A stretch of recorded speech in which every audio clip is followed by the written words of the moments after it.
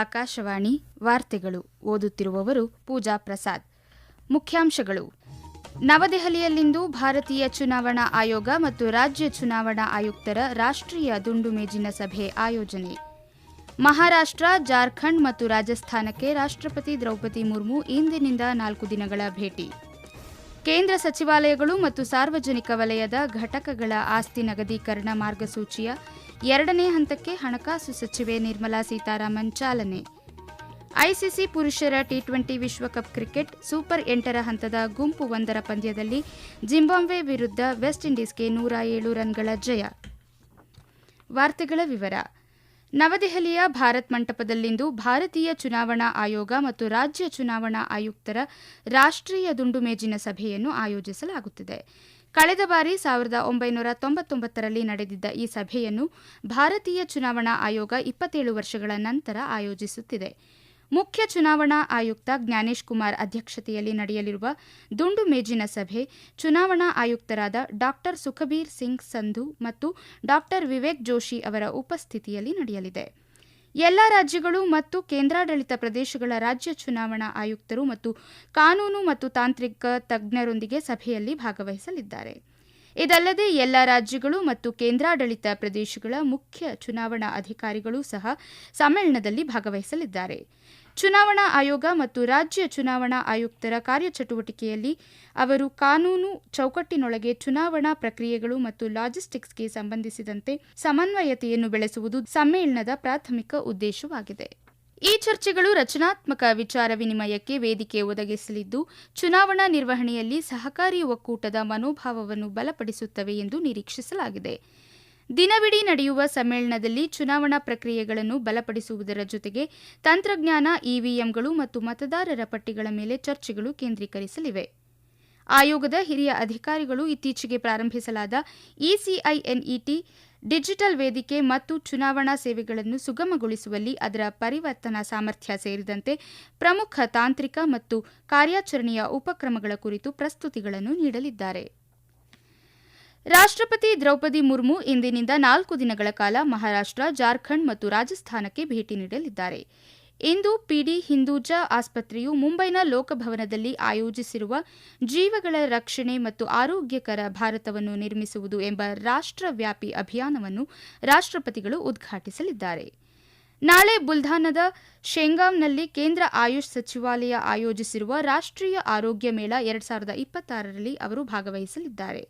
ನಾಡಿದ್ದು ನಾಗ್ಪುರದಲ್ಲಿ ಬ್ರಹ್ಮಕುಮಾರಿಯರು ಆಯೋಜಿಸಿರುವ ಏಕತೆ ಮತ್ತು ವಿಶ್ವಾಸದ ಮೂಲಕ ಮಹಾರಾಷ್ಟ್ರದ ಸುವರ್ಣಯುಗ ಕಾರ್ಯಕ್ರಮವನ್ನು ಉದ್ಘಾಟಿಸಲಿದ್ದಾರೆ. ಇದೇ 26ರಂದು ಅವರು ಜಾರ್ಖಂಡ್ನ ಜಮ್ಶೆಡ್ಪುರದ ಶ್ರೀ ಜಗನ್ನಾಥ ಆಧ್ಯಾತ್ಮಿಕ ಮತ್ತು ಸಾಂಸ್ಕೃತಿಕ ದತ್ತಿ ಕೇಂದ್ರ ಟ್ರಸ್ಟ್ ಆಯೋಜಿಸಿರುವ ಶ್ರೀ ಜಗನ್ನಾಥ ದೇವಾಲಯದ ಭೂಮಿ ಪೂಜೆ ಸಮಾರಂಭದಲ್ಲಿ ಭಾಗವಹಿಸಿ ನಂತರ ಅವರು ಜಮ್ಶೆಡ್ಪುರದ ಮಣಿಪಾಲ್ ಟಾಟಾ ವೈದ್ಯಕೀಯ ಕಾಲೇಜಿಗೆ ಭೇಟಿ ನೀಡಿ ವಿದ್ಯಾರ್ಥಿಗಳೊಂದಿಗೆ ಸಂವಾದ ನಡೆಸಲಿದ್ದಾರೆ. ಹಣಕಾಸು ಸಚಿವೆ ನಿರ್ಮಲಾ ಸೀತಾರಾಮನ್ ಅವರು ನವದೆಹಲಿಯಲ್ಲಿ ಕೇಂದ್ರ ಸಚಿವಾಲಯಗಳು ಮತ್ತು ಸಾರ್ವಜನಿಕ ವಲಯದ ಘಟಕಗಳ ಆಸ್ತಿ ನಗದೀಕರಣ ಮಾರ್ಗಸೂಚಿಯ 2ನೇ ಹಂತಕ್ಕೆ ಚಾಲನೆ ನೀಡಿದ್ದಾರೆ. ಕೇಂದ್ರ ಬಜೆಟ್ 2025-26ರಲ್ಲಿ ಘೋಷಿಸಲಾದ ಆಸ್ತಿ ನಗದೀಕರಣ ಯೋಜನೆ 2025-30ರ ಆಧಾರದ ಮೇಲೆ ಮೂಲಸೌಕರ್ಯ ಸಚಿವಾಲಯಗಳೊಂದಿಗೆ ಸಮಾಲೋಚಿಸಿ ನೀತಿ ಆಯೋಗವು ಈ 2ನೇ ಹಂತದ ಮಾರ್ಗಸೂಚಿಯನ್ನು ಸಿದ್ಧಪಡಿಸಿದೆ. ರಾಷ್ಟ್ರೀಯ ಆಸ್ತಿ ನಗದೀಕರಣ ಪೈಪ್ಲೈನ್ 2.0 ಅಡಿಯಲ್ಲಿ 2025-26ರಿಂದ 2029-30ರವರೆಗಿನ 5 ವರ್ಷಗಳ ಅವಧಿಯಲ್ಲಿ ಕೇಂದ್ರ ಸಚಿವಾಲಯಗಳು ಮತ್ತು ಸಾರ್ವಜನಿಕ ವಲಯದ ಘಟಕಗಳಿಂದ ಒಟ್ಟು 16.72 ಲಕ್ಷ ಕೋಟಿ ರೂಪಾಯಿಗಳ ನಗದೀಕರಣ ಸಾಮರ್ಥ್ಯವನ್ನು ಅಂದಾಜಿಸಲಾಗಿದೆ. ಇದರಲ್ಲಿ ಖಾಸಗಿ ವಲಯದ 5.8 ಲಕ್ಷ ಕೋಟಿ ರೂಪಾಯಿಗಳ ಹೂಡಿಕೆಯೂ ಸೇರಿದೆ.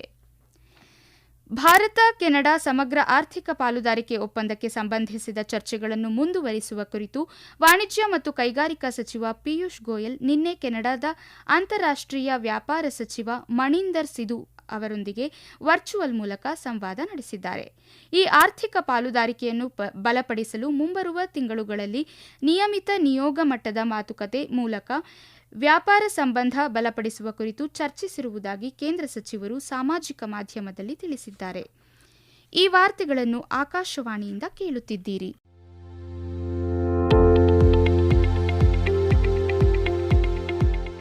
ನಮ್ಮ ಎಲ್ಲ ರಾಷ್ಟ್ರೀಯ ವಾರ್ತೆಗಳು ಹಾಗೂ ಪ್ರದೇಶ ಸಮಾಚಾರ ಈಗ ಆಕಾಶವಾಣಿ ನ್ಯೂಸ್ ಕನ್ನಡ ಯೂಟ್ಯೂಬ್ ಚಾನೆಲ್ನಲ್ಲಿ ಲಭ್ಯ.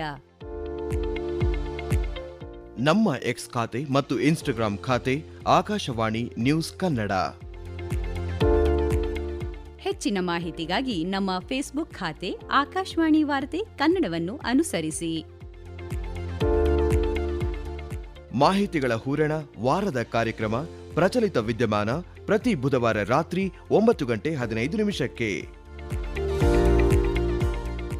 ಕೃತಕ ಬುದ್ಧಿಮತ್ತೆಯು ಭಾರತದಲ್ಲಿ ಗ್ರಾಮೀಣ ಪರಿವರ್ತನೆಯ ಮೂಲ ಸ್ತಂಭವಾಗಿದೆ. ಹಂತ ಹಂತವಾಗಿ ಅಭಿವೃದ್ಧಿಯಾಗುತ್ತಿದ್ದು ಸಮಗ್ರ ಅಭಿವೃದ್ಧಿ ಗುರಿಗಳನ್ನು ಹೊಂದಿರುವ ಸಂಯೋಜಿತ ಸಾರ್ವಜನಿಕ ಮೂಲಸೌಕರ್ಯವಾಗಿದೆ. ಈ ಕುರಿತು ಒಂದು ವರದಿ. ಕಾರ್ಯತಂತ್ರದ ದೃಷ್ಟಿಕೋನ, ಆಡಳಿತಾತ್ಮಕ ಭದ್ರತಾ ಕ್ರಮಗಳು, ಡಿಜಿಟಲ್ ಸಾರ್ವಜನಿಕ ಮೂಲಸೌಕರ್ಯ, ಬಹುಭಾಷಾ ವೇದಿಕೆಗಳು ಹಾಗೂ ಕೃಷಿ, ಆರೋಗ್ಯ, ಶಿಕ್ಷಣ, ಕೌಶಲ್ಯಾಭಿವೃದ್ಧಿ ಮತ್ತು ಸ್ಥಳೀಯ ಆಡಳಿತ ಸೇರಿದಂತೆ ವಿವಿಧ ಕ್ಷೇತ್ರಗಳ ಸಮಗ್ರತೆಯ ಮೂಲಕ ಕೃತಕ ಬುದ್ಧಿಮತ್ತೆಯನ್ನು ಮಾನವ ಸಾಮರ್ಥ್ಯವನ್ನು ವೃದ್ಧಿಸಲು ಮತ್ತು ಬಲಪಡಿಸಲು ಅಳವಡಿಸಲಾಗುತ್ತಿದೆ. ಸೇವಾ ಪೂರೈಕೆಯನ್ನು ಬಲಪಡಿಸುವುದು, ದತ್ತಾಂಶ ಆಧಾರಿತ ಆಡಳಿತಕ್ಕೆ ಬೆಂಬಲ ನೀಡುವುದು ಹಾಗೂ ವಂಚಿತ ಸಮುದಾಯಗಳನ್ನು ಅಧಿಕೃತ ವ್ಯವಸ್ಥೆಗಳೊಳಗೆ ಸೇರಿಸುವುದರ ಮೂಲಕ ಕೃತಕ ಬುದ್ಧಿಮತ್ತೆ ದೇಶದಲ್ಲಿ ಗ್ರಾಮೀಣ ಅಭಿವೃದ್ಧಿಗೆ ಮೂಲ ಚಾಲಕ ಶಕ್ತಿಯಾಗಿ ಹೊರಹೊಮ್ಮುತ್ತಿದೆ. ಪಂಚಾಯತ್ ರಾಜ್ ಸಂಸ್ಥೆಗಳು ಡಿಜಿಟಲ್ ಸಾರ್ವಜನಿಕ ಮೂಲಸೌಕರ್ಯ ಮತ್ತು ಕಲ್ಯಾಣ ವ್ಯವಸ್ಥೆಗಳೊಂದಿಗೆ ಎಐ, ಪಾರದರ್ಶಕತೆ, ಕಾರ್ಯಕ್ಷಮತೆ, ನೀತಿ ನಿರೂಪಣೆ ಹಾಗೂ ತಳಮಟ್ಟದ ಭಾಗವಹಿಸುವಿಕೆಯನ್ನು ಹೆಚ್ಚಿಸುತ್ತಿದೆ. ಐಬಿಎಂ ಸಂಸ್ಥೆ ಭಾರತದಾದ್ಯಂತ ಕ್ವಾಂಟಮ್ ಕಂಪ್ಯೂಟಿಂಗ್ ಮತ್ತು ಕ್ಲೌಡ್ ಮೂಲಸೌಕರ್ಯದಲ್ಲಿ ಹೂಡಿಕೆ ಮಾಡಲು ಯೋಜಿಸುತ್ತಿದೆ ಎಂದು ವಿದ್ಯುನ್ಮಾನ ಮತ್ತು ಮಾಹಿತಿ ತಂತ್ರಜ್ಞಾನ ಸಚಿವ ಅಶ್ವಿನಿ ವೈಷ್ಣವ್ ಸಾಮಾಜಿಕ ಮಾಧ್ಯಮದಲ್ಲಿ ತಿಳಿಸಿದ್ದಾರೆ. ಐಬಿಎಂ ದೇಶದಲ್ಲಿ ತನ್ನ ವಿನ್ಯಾಸ ತಂಡಗಳನ್ನು ವಿಶೇಷವಾಗಿ ಸುಧಾರಿತ ಸೆಮಿಕಂಡಕ್ಟರ್ ನೋಡ್ಗಳಲ್ಲಿ ಮತ್ತಷ್ಟು ಬಲಪಡಿಸುತ್ತಿದೆ. ಈ ಪ್ರಯತ್ನಗಳು ದೇಶದ ಯುವ ಪ್ರತಿಭಾವಂತರಿಗೆ ಹೆಚ್ಚಿನ ಅವಕಾಶಗಳನ್ನು ಒದಗಿಸುತ್ತದೆ ಎಂದು ಹೇಳಿದ್ದಾರೆ. ನವದೆಹಲಿಯಲ್ಲಿ ನಡೆದ ಭಾರತ ಎಐ ಇಂಪ್ಯಾಕ್ಟ್ ಶೃಂಗಸಭೆಯಲ್ಲಿ ಭಾರತೀಯ ಯುವ ಕಾಂಗ್ರೆಸ್ ನಡೆಸಿದ ಪ್ರತಿಭಟನೆಯನ್ನು ದೇಶದಾದ್ಯಂತ ಸುಮಾರು 160 ಶೈಕ್ಷಣಿಕ ತಜ್ಞರು ಖಂಡಿಸಿದ್ದಾರೆ. ಭಾರತದ ಪ್ರತಿಷ್ಠಿತ ಸಂಸ್ಥೆಗಳ ಈ ತಜ್ಞರು ಸಹಿ ಹಾಕಿರುವ ಜಂಟಿ ಹೇಳಿಕೆಯಲ್ಲಿ ಈ ಕೃತ್ಯವು ಅತ್ಯಂತ ವಿಷಾದನೀಯ ಎಂದು ಬಣ್ಣಿಸಲಾಗಿದೆ. ಈ ಶೃಂಗಸಭೆಯು ಯಾವುದೇ ಪಕ್ಷಪಾತದ ವೇದಿಕೆಯಾಗಿರಲಿಲ್ಲ ಅಥವಾ ದೇಶೀಯ ರಾಜಕೀಯ ಪ್ರಚಾರದ ಸ್ಥಳವೂ ಆಗಿರಲಿಲ್ಲ ಎಂದು ಅವರು ತಿಳಿಸಿದ್ದಾರೆ. ಇಂತಹ ಮಹತ್ವದ ಜಾಗತಿಕ ಕಾರ್ಯಕ್ರಮದ ಸಂದರ್ಭದಲ್ಲಿ ಭಾರತೀಯ ರಾಷ್ಟ್ರೀಯ ಕಾಂಗ್ರೆಸ್ನ ಈ ಧೋರಣೆಯು ರಾಷ್ಟ್ರೀಯ ಹಿತಾಸಕ್ತಿಗೆ ಪೂರಕವಾಗಿಲ್ಲ ಎಂದು ತಜ್ಞರು ತಿಳಿಸಿದ್ದಾರೆ. ಕೆನಡಾ ಪ್ರಧಾನಿ ಮಾರ್ಕ್ ಕಾರ್ನಿ ಇದೇ 26ರಿಂದ 9 ದಿನಗಳವರೆಗೆ ಭಾರತಕ್ಕೆ ಭೇಟಿ ನೀಡಲಿದ್ದಾರೆ.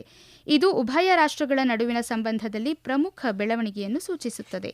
ಹಿಂದಿನ ಆಡಳಿತದಲ್ಲಿ ಸಂಬಂಧಗಳು ಹದಗೆಟ್ಟ ನಂತರ ಕೆನಡಾದ ನಾಯಕರೊಬ್ಬರು ನೀಡುತ್ತಿರುವ ಮೊದಲ ಅಧಿಕೃತ ಭೇಟಿ ಇದಾಗಿದೆ. ಪ್ರಧಾನಿ ಮಾರ್ಕ್ ಕಾರ್ನಿ ಮಾರ್ಚ್ 2ರಂದು ಪ್ರಧಾನಿ ನರೇಂದ್ರ ಮೋದಿ ಅವರೊಂದಿಗೆ ಉನ್ನತ ಮಟ್ಟದ ಮಾತುಕತೆಗಾಗಿ ನವದೆಹಲಿಗೆ ತೆರಳುವ ಮೊದಲು ಮುಂಬೈನಲ್ಲಿ ವ್ಯಾಪಾರ ನಾಯಕರನ್ನು ಭೇಟಿ ಮಾಡಲಿದ್ದಾರೆ. ಜಾರ್ಖಂಡ್ನ ಛತ್ರಾ ಜಿಲ್ಲೆಯ ಸಿಮಾರಿಯಾ ಸಮೀಪ ನಿನ್ನೆ ಸಂಜೆ ರಾಂಚಿಯಿಂದ ದೆಹಲಿಗೆ ತೆರಳುತ್ತಿದ್ದ ಏರ್ ಆಂಬ್ಯುಲೆನ್ಸ್ ವಿಮಾನ ಅಪಘಾತಕ್ಕೀಡಾಗಿ ಪತನಗೊಂಡ ಹಿನ್ನೆಲೆಯಲ್ಲಿ ಪ್ರಯಾಣಿಸುತ್ತಿದ್ದ ಎಲ್ಲ 7 ಮಂದಿ ಸಾವನ್ನಪ್ಪಿದ್ದಾರೆ. ಈ ಏರ್ ಆಂಬ್ಯುಲೆನ್ಸ್ ವಿಮಾನವು ಸಂಜೆ 7:11ಕ್ಕೆ ರಾಂಚಿ ವಿಮಾನ ನಿಲ್ದಾಣದಿಂದ ಹೊರಟ ಕೆಲವೇ ಕ್ಷಣಗಳಲ್ಲಿ ಪತನಗೊಂಡಿದೆ. ಮೆಕ್ಸಿಕೋದ ಜಲಿಸ್ಕೋದಲ್ಲಿ ಡ್ರಗ್ ಮಾಫಿಯಾ ನಾಯಕನೊಬ್ಬನ ಹತ್ಯೆಯ ನಂತರ ನಡೆದ ಪ್ರತೀಕಾರದ ಹಿಂಸಾಚಾರದಲ್ಲಿ ರಾಷ್ಟ್ರೀಯ ಭದ್ರತಾ ಪಡೆಯ ಕನಿಷ್ಠ 25 ಸೈನಿಕರು ಮೃತಪಟ್ಟಿದ್ದಾರೆ. ಮೆಕ್ಸಿಕನ್ ವಿಶೇಷ ಪಡೆಗಳಿಂದ ಬಂಧಿಸಲ್ಪಟ್ಟ ಬೆನ್ನಲ್ಲೇ ಎಲ್ ಮೆಂಚೋ ಎಂದೇ ಖ್ಯಾತನಾದ ನೆಮಸಿಯೋ ಒಸೆಗುಯೆರಾ ಸರ್ವಾಂಟೆಸ್ ನಿನ್ನೆ ವಶದಲ್ಲಿದ್ದಾಗಲೇ ಮೃತಪಟ್ಟರು. ಮುಂಬೈನ ವಾಂಖೆಡೆ ಕ್ರೀಡಾಂಗಣದಲ್ಲಿ ಕಳೆದ ರಾತ್ರಿ ನಡೆದ ಐಸಿಸಿ ಪುರುಷರ ಟಿ20 ವಿಶ್ವಕಪ್ ಕ್ರಿಕೆಟ್ನ ಸೂಪರ್ 8ರ ಹಂತದ ಗುಂಪು 1ರ ಪಂದ್ಯದಲ್ಲಿ ಜಿಂಬಾಬ್ವೆ ವಿರುದ್ಧ ವೆಸ್ಟ್ ಇಂಡೀಸ್ ತಂಡ 107 ರನ್ಗಳ ಭರ್ಜರಿ ಜಯ ದಾಖಲಿಸಿದೆ. ಕೊನೆಯಲ್ಲಿ ಮತ್ತೊಮ್ಮೆ ಮುಖ್ಯಾಂಶಗಳು. ನವದೆಹಲಿಯಲ್ಲಿಂದು ಭಾರತೀಯ ಚುನಾವಣಾ ಆಯೋಗ ಮತ್ತು ರಾಜ್ಯ ಚುನಾವಣಾ ಆಯುಕ್ತರ ರಾಷ್ಟ್ರೀಯ ದುಂಡು ಮೇಜಿನ ಸಭೆ ಆಯೋಜನೆ. ಮಹಾರಾಷ್ಟ್ರ, ಜಾರ್ಖಂಡ್ ಮತ್ತು ರಾಜಸ್ಥಾನಕ್ಕೆ ರಾಷ್ಟ್ರಪತಿ ದ್ರೌಪದಿ ಮುರ್ಮು ಇಂದಿನಿಂದ 4 ದಿನಗಳ ಭೇಟಿ.